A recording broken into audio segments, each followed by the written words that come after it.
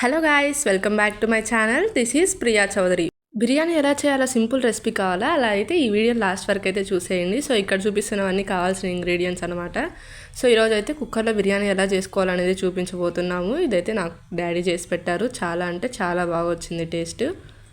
Non veg అంటే పక్కాగా డాడీయే చేయాలి మా ఇంట్లో అయితే. మరి మీ ఇంట్లో మీ మదర్ ఫాదర్ ఎవరు కుక్ చేస్తారో, ఎవరు బాగా కుక్ చేస్తారో వాళ్ళ నేమ్స్ అయితే కమెంట్ చేయండి. సో ముందుగా అయితే 3 to 4 స్పూన్స్ ఆఫ్ ఆయిల్ తీసుకోవాలి. మేమైతే ఇక్కడ 1/2 kg రైస్ తీసుకుంటాం. ఆయిల్ హీట్ అయ్యాక పట్టా, లవంగం, జీలకర్ర, మిరియాలు అయితే వేసుకొని ఫ్రై చేసుకోవాలి.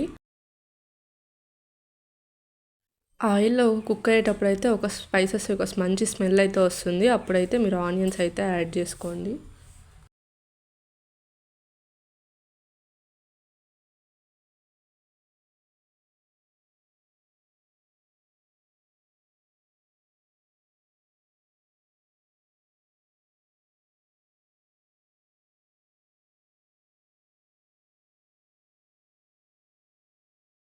Onions light golden colour change అవ్వగానే జింజర్ గార్లిక్ పేస్ట్ అయితే వేసుకొని ఒకసారి కలుపుకోండి.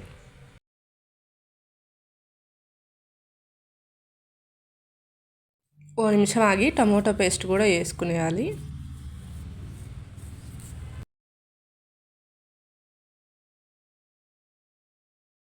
గ్రీన్ చిల్లీ పేస్ట్ అయితే వేసుకోవాలి. మేము ఇక్కడ కారము, గ్రీన్ చిల్లీ పేస్ట్ 2 యూస్ చేస్తున్నాం. సో 2 చిల్లీస్ అయితే ఇక్కడ తీసుకున్నాము.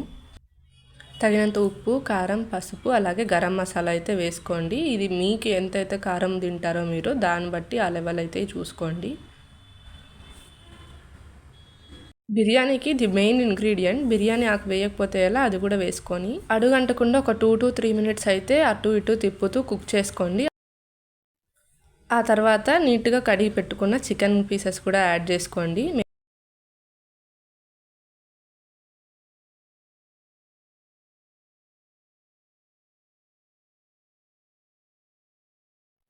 ఒక 5 minutes ఆగి లాస్ట్లో పెరుగు అయితే యాడ్ చేసుకొని కలుపుకోండి.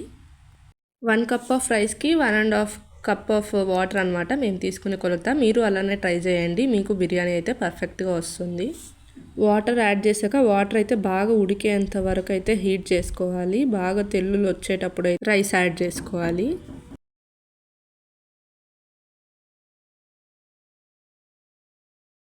రైస్ యాడ్ చేసుకున్నాక 2 to 3 స్పూన్స్ ఆఫ్ నిమ్మరసం అయితే యాడ్ చేసుకోండి. అంతే ప్రాసెస్. ఇంకా కుక్కర్ విజిల్ పెట్టేసి ఒక 2 విజిల్స్ రానిచ్చి సర్వ్ చేసుకుంటే టేస్ట్ అయితే చాలా బాగుంటుంది. ప్రాసెస్ సింపుల్గానే ఉంది కదా. సో మరి మీరు ట్రై చేసి టేస్ట్ అయితే ఎలా వచ్చిందో కమెంట్ చేయండి. ఈ వీడియో మీకు నచ్చిందని అనుకుంటున్నాను. మరిన్ని వీడియోస్ కోసం లైక్ చేయండి, షేర్ చేయండి, సబ్స్క్రైబ్ చేయండి.